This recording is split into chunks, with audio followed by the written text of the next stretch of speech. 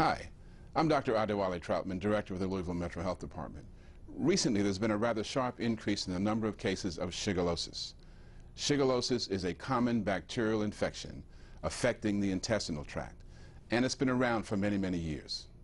It's been around forever. The Shigella illness that we see here is a variant of what people call dysentery. So dysentery is caused by a different Shigella type bacteria than what we've seen, but it's been around for centuries. Common symptoms include mild or severe diarrhea, often with traces of blood in the stool, high fever, abdominal cramps, loss of appetite, and nausea and vomiting. Anyone can get shigellosis because it's easily spread through contact with infected stool. The germ can be passed through association with an infected person or by eating or drinking food or water contaminated by an infected person. We have cases of Shigella every year, so it never goes away entirely, but we do have some years, every 4 to 6 years more or less, where you see more cases of it, and that's what we're seeing this year, and that's why we're trying to get the word out to make people be aware that when you get the quote-unquote stomach flu, it's not always a virus. Sometimes it can be Shigella, and that's a reason to see your physician.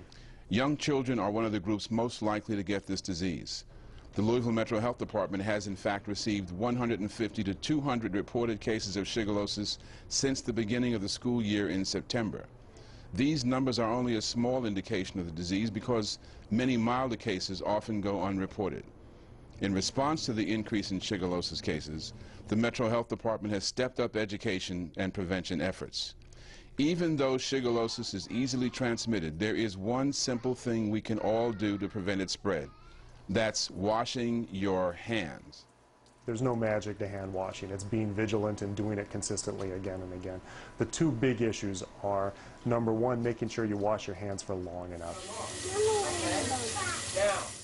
The other big issue that people don't necessarily recognize is washing all of your hands. The classic place that people miss are the fingernails behind the hand. So you wash your palms very well, but the bacteria can be found on all parts of your hands, and in particular on the backs of your fingers. Making sure that you cover and wash off all parts of your hands are really important.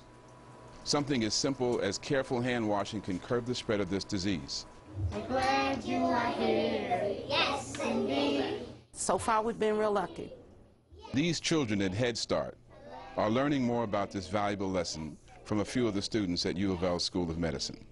We're talking about the importance of washing your hands. The 4- and 5-year-olds in this Head Start class learn about hand washing starting the first day of class. Colorful posters guide them through the steps, and teachers help when necessary. Through the Health Promotion Schools of Excellence program, U of L students visit area schools every Wednesday and talk with students about the importance of hand washing. When do you wash your hands? Experts recommend thoroughly washing your hands for 15 to 30 seconds each time. That's about as long as it takes these kids to sing the ABCs or row, row, row your boat. The medical students tell kids to wash their hands before meals, after using the restroom, sneezing, coughing, and playing outside or playing with animals. But germs are impossible for us to see. Okay. Can you get some more down So here? the U of L students have an experiment for these kids involving some glow germ and a black light. Can you guys see those germs on their hands? It's pretty gross, isn't it? They're just glowing, all covered with germs. Usually, whenever we show the germs, they get so excited. And they're like, oh, that's so gross. Those germs are really, it just gives them a visual because obviously you can't see the germs that are on your hands when you play outside. After inspecting the germs, the kids wash their hands. Oh, you gotta get soap. Good job.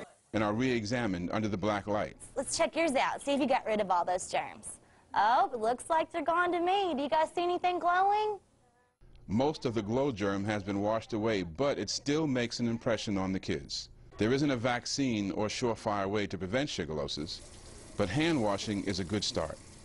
It's something so simple that you can do all the time, and it really does help improve your health no matter what age you are. So I just think it's something that's really simple that we can do to help promote better health in our community. Children who have diarrhea from Shigella or any other type of infection are the kids who pass it around both amongst schools and amongst our community. And I think there's a big push for families when they have a child who's sick at all to try and get them back into school as soon as you can. Well, if they still have diarrhea, if they still have loose stools, particularly because of Shigella, they're still going to be at risk to passing it to other kids in their school. So really making sure that kids stay home until they're well and ready to go back is a big part of controlling the passage of Shigella in our community. Thank you. You're welcome. Thank you. Thank you. If you think someone in your family is experiencing the symptoms of shigellosis, take them to a doctor.